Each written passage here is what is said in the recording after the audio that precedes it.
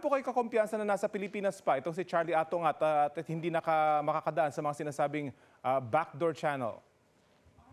Well, ayon sa abogado niya, ay anong araw ba ngayon, Brothers? Nung Martes ng hapon ay magkasama pa sila. So, wala pa kami nakikita movement sa mga roro, wala kami nakikita movement sa mga yate. So, sa ngayon, ang matibay ang paniniwala namin na nandito pa siya sa Pilipinas. Sabi niyo po kanina sa interview sa DZBB, armed and dangerous itong si Atong Ang. Paano po yun ito nasabi at may pagkakaiba ba sa gagawin natin pag-aresto kung ganon yung magiging trato ng mga pulis? Siyempre, si Mr. Ang ay kilalang umiikot yan na 20 ang bodyguard na armado. Meron siyang ngayon na accusation na nagpas 100 ng pinapatay niya sa mga missing sabungero. Siyempre, kung consider mo lahat yan, ang precautions ng police, we have to consider him armed and dangerous kung gano'n ang record niya.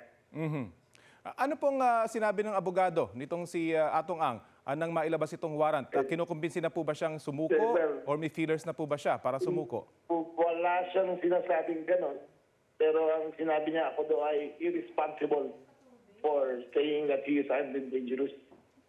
Para sa akin, tama lang naman na gano'n ang trato sa kanya. Hindi rin po siya nakita sa property niya kahapon sa Mandaluyong. Ito pong mga property niya, bantay sarado po ng mga otoridad? Lahat yan, iisa-isahin namin na mahanap siya.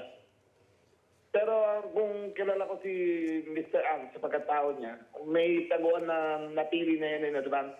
Kailangan na mahanap kung saan. At kumpirmado po ba yung pagbibigay niyo ng 10 million peso reward sa makapagbibigay ng impormasyon sa kinaroroonan niya? Yes, mamaya ko pa alam siya, pero yes, magbibigay kami ng 10 million peso reward. Sapat po kaya ito para sa palagay niyo? Sa ngayon, tingin natin kung saan papunta yan. At saan po manggagaling yung pondo? Sa mga intelligence funds namin. Doon naman namin ginagamit yan para sa mga reward. Doon sa mga circle po niya, sa mga kakilala niya, meron ho bang tumatawag o nagvo-volunteer na kung saan siya posibleng makita? Wala pa sa ngayon. Wala pa.